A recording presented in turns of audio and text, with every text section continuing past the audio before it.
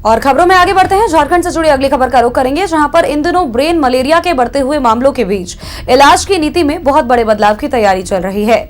चाईबासा के गोलकेरा में आईसीएमआर और साथ ही एनआईएमआर की देखरेख में एक महत्वपूर्ण रिसर्च चल रही है, तो जो कि तय करेगा कि मलेरिया की दवा की डोज देने की तरीके में क्या कुछ बदलाव किया जाना चाहिए या फिर नहीं।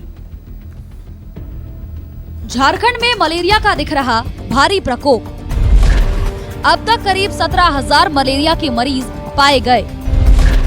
सबसे ज्यादा पूर्वी सिंहभूम में 6,527 संक्रमित मरीज मिले। चाईबासा में भी 6,000 से ज्यादा मलेरिया संक्रमित मरीज मिले। WHO की गाइडलाइंस को लेकर 5 राज्यों में हो रहा है शोध। रिम्स में भी गोलकेरा के मरीजों को लेकर रिसर्च।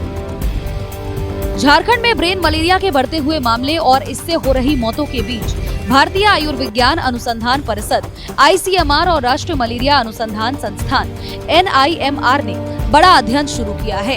ये रिसर्च पश्चिमी सिंहभूम के गोलकेरा में चल रही है और झारखंड समेत 5 राज्यों को इसमें शामिल किया गया है। अध्ययन में प्राइमाक्विन दवा की डोज देने के नए तरीके का आकलन किया जा रहा है।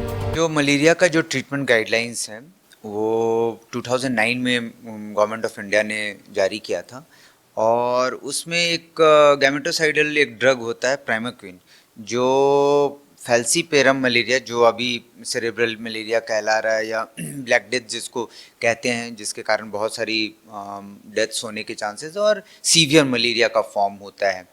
तो उसमें क्या है कि सेकेंड डे जब हम ट्रीटमेंट स्टार्ट करते हैं गवर्नमेंट ऑफ इंडिया के गाइडलाइंस में, तो सेकेंड डे पे प्राइमाक्विन देते हैं उसको।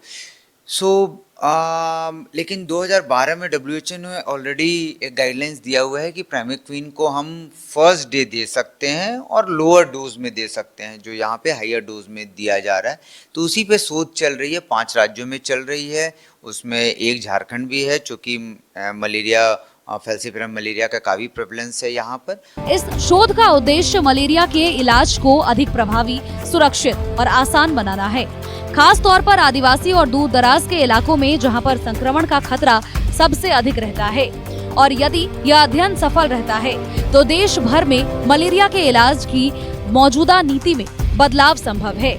इससे ब्रेन मलेरिया जैसे गंभीर मामलों पर भी बेहतर नियंत्रण पाने और मलेरिया उन्मूलन अभियान को नई मजबूती मिलने की उम्मीद है। हम जो है वो WHO को नहीं फॉलो करते हैं ब्लाइंडली। हम WHO के गाइडलाइंस के एज पर हम लोग national vector borne disease control programme जो है वो पॉलिसी बनाती है। सेकेंड डे मैं ये भी नहीं कह सकता हूँ अभी मैं एज अ रिसर्चर मैं कि सेकेंड डे ज़्यादा अच्छा है या फर्स्ट डे ज़्यादा अच्छा है, या कम डोज वाला ज़्यादा अच्छा है, या फर्स्ट डे वाला सेकेंड डे और कम डोज और ज़्यादा डोज वाला कौन सा अच्छा है।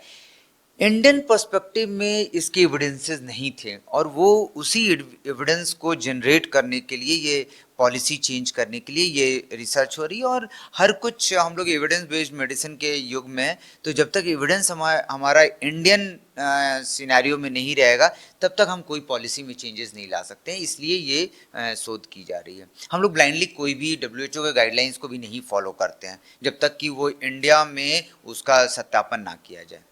रिम्स सिर्फ इलाज या अकादमिक के लिए ही नहीं बल्कि शोध का बड़ा संस्थान है। मलेरिया को लेकर के किया जा रहा शोध देश भर के मलेरिया संक्रमित मरीजों के लिए बड़ी राहत दे सकता है।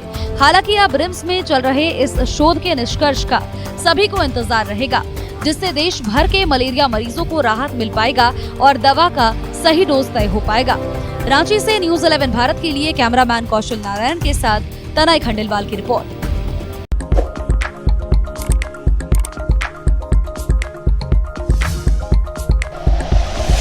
Like and share videos, subscribe करें हमारा चैनल और प्रेस करें बेल आइकॉन। न्यूज़ 11 भारत, सच है तो दिखेगा।